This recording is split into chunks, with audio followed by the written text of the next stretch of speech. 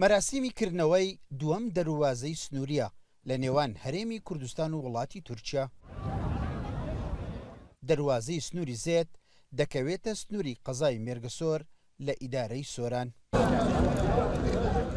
نەوەی دەروازی نێودەوڵەتی زێت لە بینی هەرێمی کوردستان و کۆماری تورکیادا کە لە ساڵی 2013 بڕیاری لەسەر دراوە ئەم دەروازە بکرێتەوە بەس لەبەر سەرهەڵدانی قەیرانی دارایی و شەڕی داعش و هەبوونی نەخۆشی کۆڕۆناوە چەند مەوزوعێکی ئەمنی ئەم دەروازەیە تا ئێستا دواخرا لە ئەوڕۆوەدا گەشتیار دەتوانیتن سەردانی تورکیا بکەت و لە تورکیا سەردانی هەرێمی کوردستان بکاتن.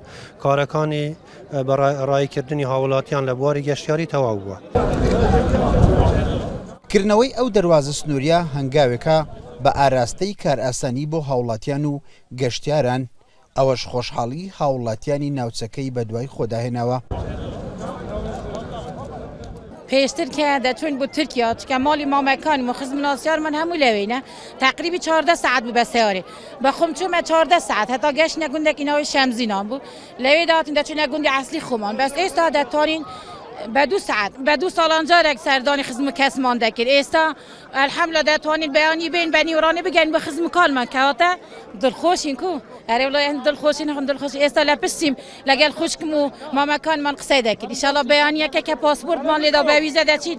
ئەم زۆر پێ خۆشحاڵین بۆ ئەو دەروازەی کو هاتەکردنەوە لە نێوانە حکومەتە تورکیا و حکومەتە هەرێمی ئەم زۆر پێ خۆشحاڵین.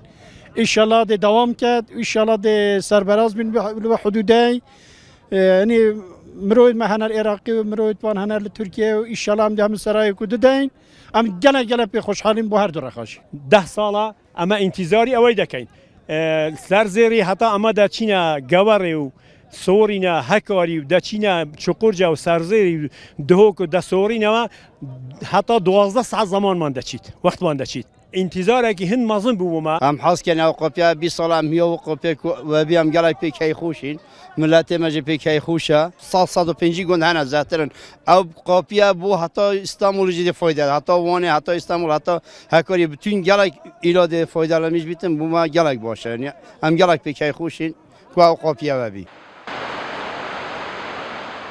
دەروازەی سنووری زێت دەکەوێتە نێوان ناحیە ڕووبارۆکانی سنووری جۆلەمێرجی وڵاتی تورکیا و ناحیەی شێروان مەزن لە قەزای مێرگسۆر لە ئیدارەی سربەخۆی سۆران بە دووری 155 کیلۆمەتر لە سەنتەری پارێزگای هەولێرەوە.